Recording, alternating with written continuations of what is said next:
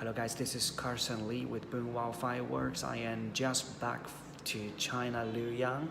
I would like to show you a video of the setup of the 14th Liuyang International Fireworks Festival. And as far as I know that there will be a fireworks show on the first day of the opening along the riverside, and there will be another contest on the 11th.